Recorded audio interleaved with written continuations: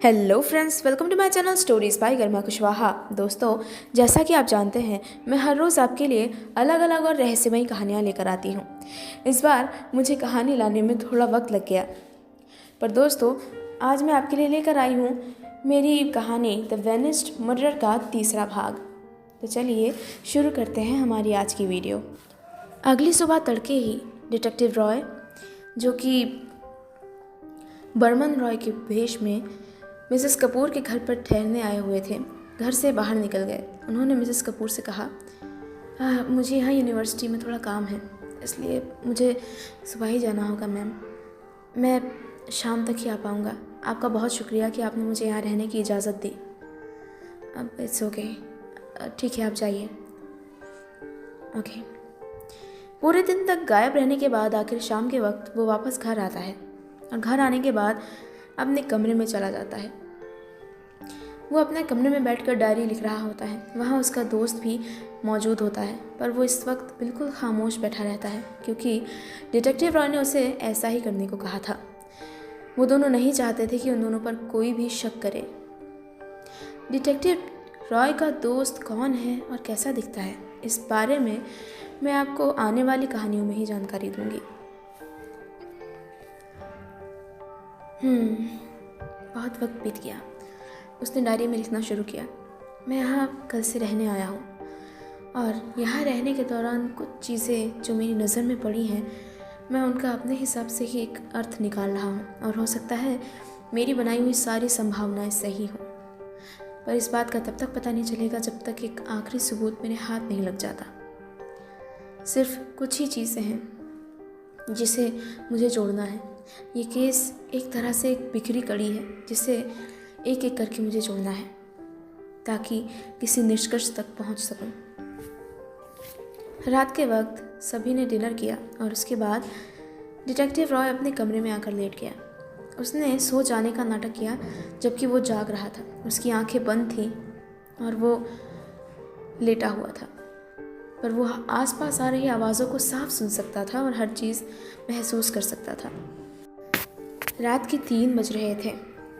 घर में हर तरह की चहल पहल ख़त्म हो चुकी थी और चारों तरफ सन्नाटा फैला हुआ था। डिटेक्टिव रॉय इसी मौके की तलाश में था। उसने फ़ौरन अपने बिस्तर से उठकर कमरे से बाहर जाना शुरू किया और वो फ़ौरन चलते चलते उस हवेली के दूसरे हिस्से में पहुंच गया जहां तक मेहमान नहीं जाया करते थे। घर में सभी लोग सो रहे थे, पर फिर भी डिटेक्टिव रॉय के ऊपर एक अजीब और खौफनाक साया मंडरा रहा था। एक अजीब सा खौफ जिसे डिटेक्टिव रॉय महसूस कर पा रहा था। कोई ऐसा था इस घर में जो डिटेक्टिव रॉय को कभी भी नुकसान पहुंचा सकता था और वो इस घर के चप्पे चप्पे से वाकिफ़ था। जबकि उसी साए का पता लगाने के लिए डिटेक्टिव रॉय इस जोखिम को उठा रहा था। वो घर के दूसरे हिस्सों में टहलता हुआ घर के पिछले हिस्से की तरफ गया, जहाँ एक दीवार थी जो देखने में बेहद अजीब थी। उसे देखकर ऐसा मालूम होता था जैसे कभी वहाँ कोई दरवाज़ा या खिड़की या ऐसा ही कुछ रहा होगा, और जहाँ बाद में दीवार खड़ी कर दी गई। डिटेक्टिव रॉय वहीं से वापस लौट आया और अपने कमरे में जाकर लेट गया। तभी अचानक उसने ऐसा महसूस किया मानो उसके कमरे के बाहर कोई खड़ा हो। उसके कमरे की सारी लाइट्स बंद थीं और उसके कमरे के बाहर रोशनी जली हुई थी और वो उसके दरवाजे के नीचे से कमरे में आ रही थी।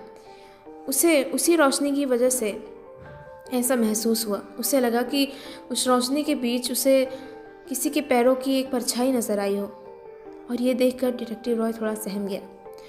डिटेक्टिव रॉय ये सोच रहा था कि उसके लिए अब यहाँ ज़्यादा वक्त तक रहना मुनासिब नहीं है, और उसने सोचा वो जितना जल्दी हो सके यहाँ से निकल जाए वही बेहतर है, इससे पहले कि उसके ऊपर कोई आँच आए।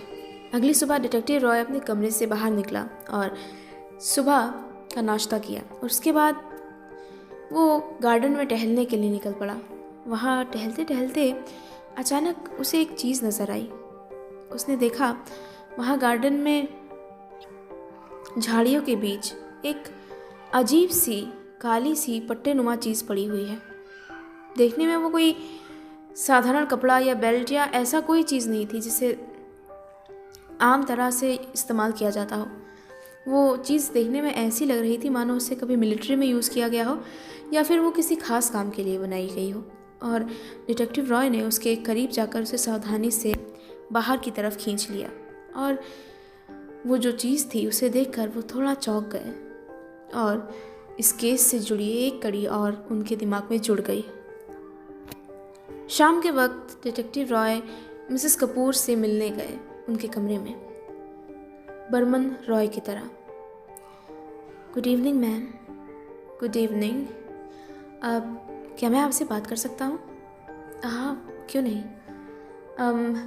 मैं यहाँ पर आया हूँ और काफ़ी बोर हो रहा हूँ और कल या परसों में शायद मुझे वापस जाना हो। क्या आप मुझे आपका घर दिखाएंगी? मुझे आपका घर बेहद खूबसूरत लगा। ये घर देखने में कितना पुराना है, बिल्कुल किसी हिस्टोरिकल महल की तरह, और मुझे इस चीज़ से बेहद लगाव है। क्या आप मुझे आपका घर दिखाएंगी प्लीज़? हाँ श्योर, क्यों नहीं। मिसेस कपूर ने उसे घर दिखाना शुरू किया। देखो, ये कमरा हमारे घर के बीचों बीच है। यहाँ पर हम गेस्ट को ठहराते हैं या पार्टीज़ वगैरह यहीं पर होती हैं।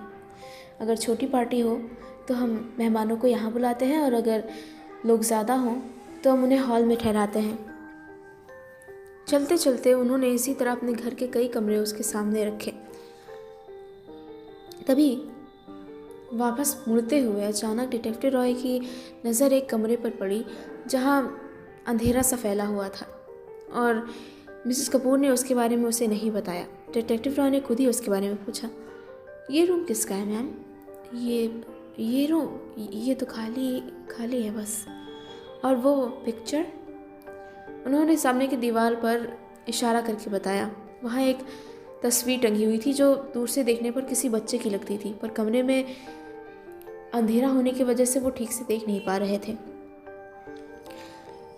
मिसेस कपूर ने कहा, देखिए ये तस्वीर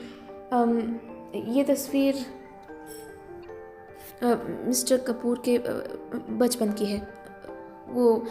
उन्हें पिक्चर्स का बहुत शौक़ था और वो इसी तरह अपनी पिक्चर्स को कमरे में सजा दिया करते थे। ये शायद उनके ही बचपन का कमरा था। आगे चलें? हाँ, क्यों नहीं मैम।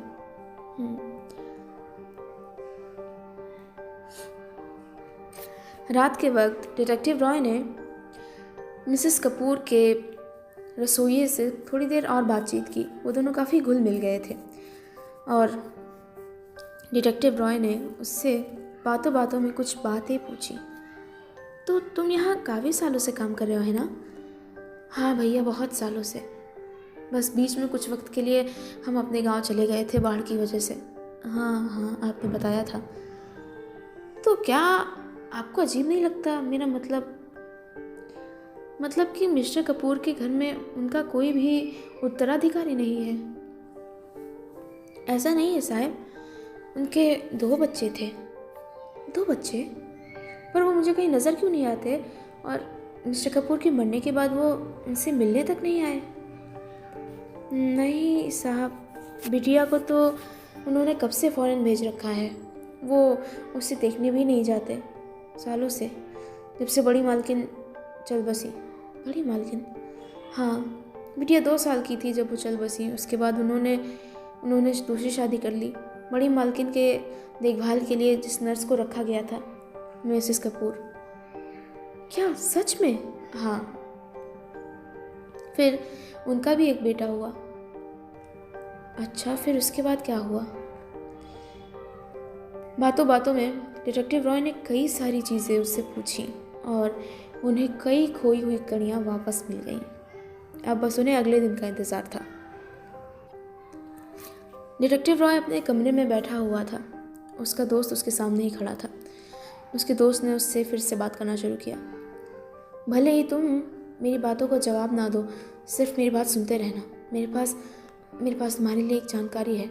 मैं बस तुम्हें सिर्फ बताना चाहता हूँ, क्योंकि यहाँ सिर्फ तुम ही मुझे सुन सकते हो, इसलिए मैं तुम्हें ही बता रहा हूँ।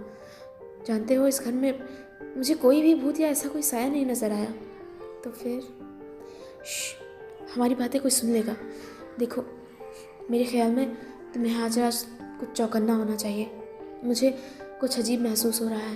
तुम जानते हो ना, मैं यहाँ तुम्हारे साथ इसीलिए तो हूँ ताकि मैं तुम्हें ऐसी चीज़ों की चेतावनी दे सकूँ। और सच कह रहा हूँ, हो सके तो आज रात हम यहाँ से निकल चलते हैं। मुझे बहुत डर लग रहा है। रिलैक्स, मुझे कुछ नहीं होगा दोस्त। चुप रहो, तुम तो मरोगे। ठीक है। और सच में उस रात कुछ खौफनाक हुआ। डिटेक्टिव रॉय अपने कमरे में आंखें बंद करे लेटा हुआ था और उसे ठीक से नींद नहीं आ रही थी। ये घर बहुत ही अजीब था, जिसके कई सारे राज सिर्फ यहाँ रहने वाले लोगों पर ही उजागर थे और बाहर के लोगों के लिए ये सिर्फ एक आम घर था। उसके बाद डिटेक्टिव रॉय लेटे लेटे सोने की कोशिश कर रहा था। तभी अचानक उसे कुछ हलचल सी महसूस हुई।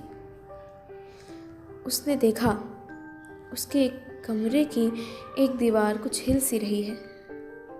उस दीवार पर कोई चीज़ टंगी हुई थी और उसके हिलने की वजह से वो चीज़ ज़मीन पर गिर गई थी। और उसके बाद कुछ देर उसी तरह हिलने के बाद वो दीवार एक झटके के साथ खुल गई और उसमें से एक रास्ता नज़र आने लगा। कमरे में पूरी तरह अंधेरा छाया हुआ था, इसलिए डिटेक्टिव रॉय कुछ भी ठीक से नहीं देख पाया।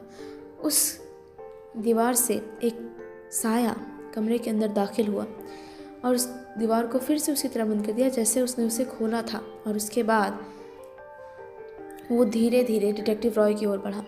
डिटेक्टिव रॉय घबरा गया था, पर हाँ, वो इस बात के लिए चौकन्ना था और उसने अपनी मदद के लिए कुछ तैयारी ज़रूर की थी। और वैसे भी डिटेक्टिव रॉय बचपन से ही एक्टिव था। अचानक ही उस साए ने डिटेक्टिव रॉय के ऊपर एक छड़ी फेंक कर मारी और वो छड़ी डिटेक्टिव रॉय के कंधे पर लगी, जिससे उसे दर्द हुआ। डिटेक्टिव रॉय ने फौरन भागते हुए अपना बचाव किया और भागते हुए उस साए पर झपट पड़े और उसे ज़ोर से पकड़ लिया और उसके बाद शोर मचाना शुरू किया। कुछ ही देर में घर के सारे लोग जाग गए। फिर भी उस घर में सिर्फ 2 ही लोग रहते थे, मिसेस कपूर और उनका रसोइया। मिसेस कपूर तो कमरे में नज़र नहीं आई, पर उनका रसोइया ज़रूर भागते हुए घर के उस हिस्से में आया और उसने डिटेक्टिव रॉय का कमरा धक्के दे कर तोड़ दिया। और जो अंदर का नज़ारा देखा, उसके होश उड़ गए। रघुवीर बाबा, आप? रघुवीर? हाँ साहब, यही तो है रघुवीर बाबा। बहुत ख़तरनाक है ये। फिलहाल के लिए इनके हाथ पकड़ो, मदद करो मेरी।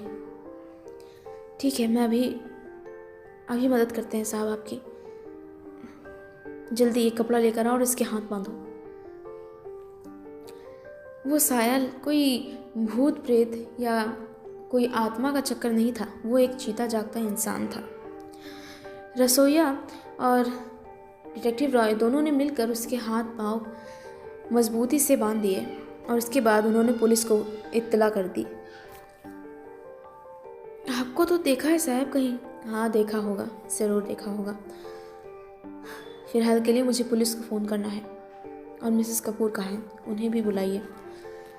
उनका भी यहाँ मौजूद होना बहुत ज़रूरी है, क्योंकि अब मिस्टर कपूर के कत्ल का राज खुलने जा रहा है। ठीक है, मैं अभी बुलाता हूँ साहब। और कुछ ही देर बाद वहाँ इंस्पेक्टर और मिसेस कपूर और इंस्पेक्टर के साथ के कुछ लोग सभी मौजूद थे और उनके सामने खड़ा था उनका कातिल। ये कौन है डिटेक्टिव? यही है हमारा कातिल, जिसकी हमें तलाश थी। एक गुमशुदा कातिल, द वैनिश्ड मर्डरर। अगर तुम सुबह तक सब्र कर लेते तो शायद मैं खुद पुलिस ऑफिसर को बुलाता और तुम्हें पकड़वाता, पर मुझे पूरी उम्मीद थी कि तुम इतना सब्र नहीं रख पाओगे और मुझे इस बात की भी उम्मीद थी कि तुम ऐसा कुछ ज़रूर करोगे, क्योंकि जिस इंसान ने एक बार कत्ल कर दिया है उसे दूसरा कत्ल करने में ज़रा भी हिचकिचाहट नहीं होगी। और तुम तो वैसे भी दिमाग से पैदल हो। पर तुमने इस केस का पता कैसे लगाया डिटेक्टिव? बहुत सी चीज़ें थी इस केस के बारे में जो धीरे धीरे अपने आप जुड़ती चली गईं। अच्छा, तो फिर हमें भी बताओ। ठीक है, मैं बताना शुरू करता हूँ। सबसे पहले जब मैंने इस कमरे को देखा, मैंने आपसे कहा था कि यहाँ पर एक अजीब सी सीलन भरी गंध महसूस हुई मुझे। हाँ, जानते हो उस गंध की वजह क्या थी? मैंने आपसे कहा था, जब बहुत पुराने कमरे या फिर सालों से बंद पड़े घरों को खोला जाता है तो इस तरह की महक अक्सर आमतौर पर आपको महसूस होती है। मेरी सूंघने की शक्ति शायद कुछ ज़्यादा ही तेज है, इसलिए मैं आप लोगों से बेहतर इसे महसूस कर सका। और इस बात ने मेरा ध्यान एक तरफ खींचा। ये घर बेहद पुराना है, पर फिर भी इस घर को हमेशा साफ़ सफाई और करीने से सजा कर रखा जाता है, इसलिए इस तरह की गंध हर कमरे में मौजूद हो ऐसा ज़रूरी नहीं है। पर इस कमरे में इस गंध का आना, और ख़ासकर ऐसे खौफनाक मौके पर, कुछ अजीब चीज़ की तरफ इशारा दे रहा था। और उसके बाद मैंने इस केस पर थोड़ी और छानबीन की। मैंने आसपास के लोगों से और कुछ पुराने लोगों से जो यहाँ पर सालों से रह रहे थे उनसे पूछताछ की, और इस तरह की इन्वेस्टिगेशन करने के बाद एक बात जो मुझे पता चली वो ये कि ये घर बहुत पुराना है। जैसा कि आप लोग जानते हैं, मिस्टर कपूर ख़ानदानी रईस हैं। उनके दादे परदादे वो सब राजाओं के महलों में काम करने वाले थे, और उन्होंने ही अपने घर इस तरह से तैयार करवाए थे। अक्सर ऐसे घरों में चोर दरवाजे या फिर हिडन सीक्रेट चैम्बर्स होते हैं जो घर के मालिक को आड़े वक्त बचाने के काम आते हैं, और इसी तरह के सीक्रेट चैम्बर्स इस घर में भी थे, जिसका मुझे अंदाज़ा हो गया था। और उस दिन जब मैंने लोगों से पूछताछ की तो ये बात और पक्की हो गई, पुख्ता हो गई। कल रात मैंने इस घर में रात के वक्त टहलकर कुछ छानबीन की। मैंने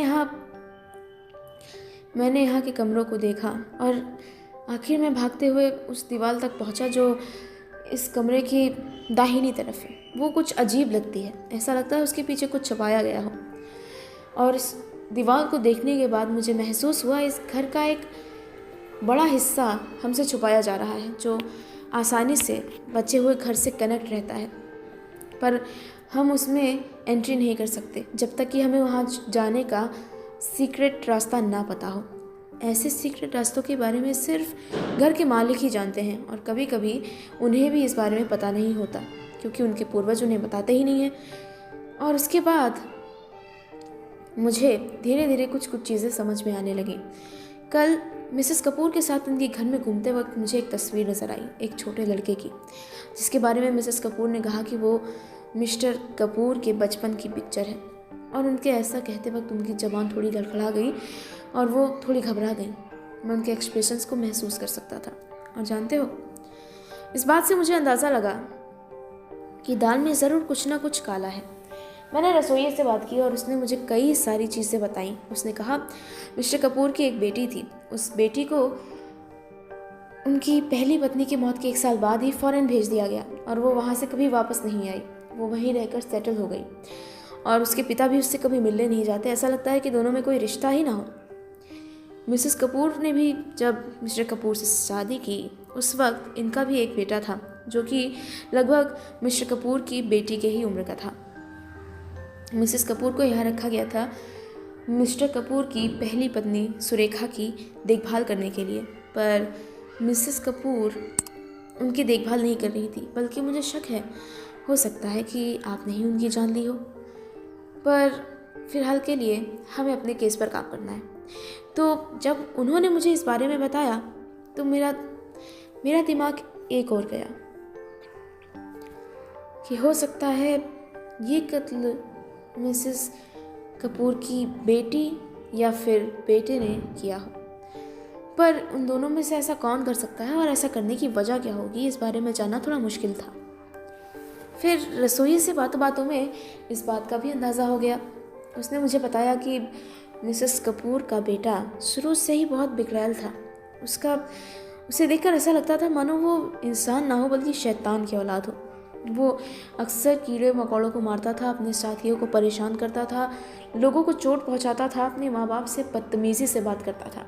और इसी के साथ साथ जैसे जैसे उसकी उम्र बढ़ने लगी उसकी ये हरकतें बढ़ने लगी। वो चोरी करता, जुआ खेलता, लोगों से लड़ता भिड़ता और अक्सर अपने माँ बाप से झगड़ता, और ऐसा करते वक्त वो बेहद उग्र हो जाता था।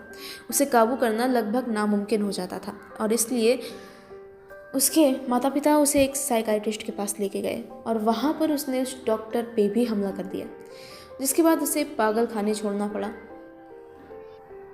एक रात वो पागल खाने से किसी तरह भाग निकला और वापस इस घर आया।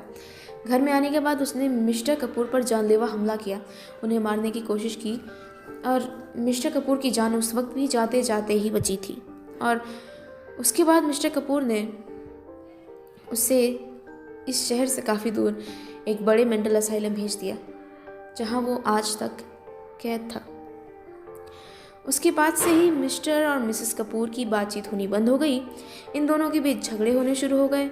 मिस्टर कपूर के मन में अभी भी ये कुंठा बैठ गई कि आखिर अगर वो अपनी बेटी को अपने साथ रखते तो शायद चीज़ें ज़्यादा बेहतर होती, पर अब वो कुछ नहीं कर सकते थे, क्योंकि उनकी बेटी भी अब उनसे नफरत करती थी। इस वजह से वो मन ही मन घुट रहे थे, और इस वजह से इन दोनों के झगड़े और भी बढ़ गए। हार कर मिस्टर कपूर ने अपनी सारी जायदाद अपनी बेटी के नाम कर दी। मिसेस कपूर को ये बात बिल्कुल रास नहीं आई। अब उनके कब्जे में सिर्फ एक ही चीज़ रह गई थी, ये घर उनके नाम तभी हो पाता जब मिस्टर कपूर की मौत हो जाती। पर इस काम को अंजाम देने के लिए वो अकेली काफ़ी नहीं थी।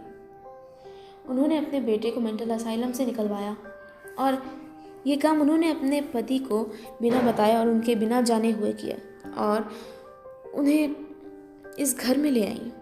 इस घर के सीक्रेट चैम्बर्स के बारे में उन्हें अच्छे से पता था, क्योंकि मिस्टर कपूर ने उन्हें हर चीज़ के बारे में बताया था, जहाँ तक मेरी उम्मीद है। और इसके आगे की कहानी ठीक है, मैं मानती हूँ, हाँ मानती हूँ कि ये सब मैंने ही किया। नहीं करती तो मैं और क्या करती। मैंने पूरी ज़िंदगी उस खूसट की देखभाल की, और उसने मेरी बेटे को पागल खाने भिजवा दिया। मुझे सारी ज़िंदगी मेरे बेटे से अलग रखा। क्या कमी थी मेरे बेटे में? अगर कोई बाप अपने बेटे के साथ ऐसा व्यवहार करेगा तो बेटा नाराज़ होगा ही ना। उसने बस गुस्से में उन्हें मारने की कोशिश की, पर उन्होंने उसे कभी भी प्यार से समझाने की कोशिश नहीं की। वो मुझे इस घर के बारे में बहुत कुछ बताया करते थे। मुझे इस घर में रहना बहुत अच्छा लगता था, और जब मैं उनसे इस बारे में कहती तो वो कहते थे कि ये घर जितना तुम्हें दिखता है उससे कहीं ज़्यादा बड़ा है। ये घर इससे भी बड़ा था जब तक कि उनके दादाजी गुजर नहीं गए। उनके दादाजी के गुजरने के बाद इस घर के एक हिस्से को बंद करवा दिया गया, और उस हिस्से तक पहुंचना कैसे था, और वहाँ का दरवाज़ा, और वो चीज़ें किन किन कमरों को जोड़ती थी, ये सब उन्होंने मुझे बताया था। और इसीलिए मैंने मौका देखते हुए अपने बेटे को इस घर में ठहरा दिया। मैं अपने कमरे में ही खाना ले जाती थी, और वो खाना अपने बेटे को खिला देती थी। वो आसानी से कभी भी मेरे कमरे में और कर्नल के कमरे में आ जा सकता था। इस तरह की व्यवस्था थी हमारे घर में। और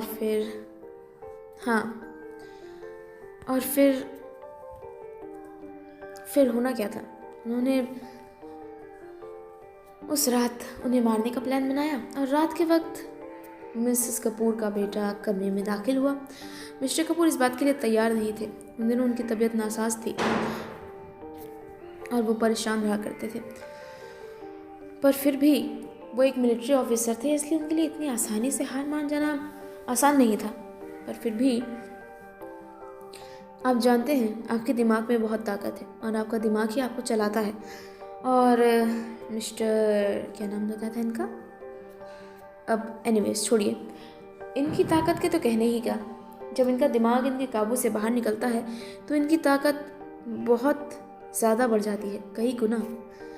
इन्होंने अभी मुझ पर हमला किया, और अगर मैं ज़रा भी सचेत ना होता तो शायद मैं भी आपके सामने मिस्टर कपूर की तरह मुर्दा पड़ा होता। अब एक मिनट, पर तुम्हें पूरा यकीन कैसे था कि ये सब मिस्टर कपूर के बेटे ने किया? हाँ, इस बात का भी एक जवाब है मेरे पास। असल में कल जब मैं इनके बागीचे में टहल रहा था, मुझे इनकी बागीचे की कंटीली झाड़ियों के बीच एक काली सी चीज़ नज़र आई। वो एक स्ट्रैप थी, एक एक ऐसी स्पेशल स्ट्रैप जिसका इस्तेमाल पागल खानों में किया जाता है साइकिक लोगों को बांधने के लिए। ऐसे लोग जो अक्सर दूसरों को या खुद को नुकसान पहुंचाते रहते हैं, ऐसे लोग बेहद ख़तरनाक होते हैं और इसलिए उन्हें इस तरह की स्ट्रैप्स से बांध कर रखा जाता है ताकि वो किसी को नुकसान न पहुंचा दें। ये कोई आम स्ट्रैप नहीं थी और इसे देखकर मेरे सारे के सारे कड़ियाँ और सारे के सारे सबूत पुख्ता होते चले गए और हमारा कातिल हमारे सामने है।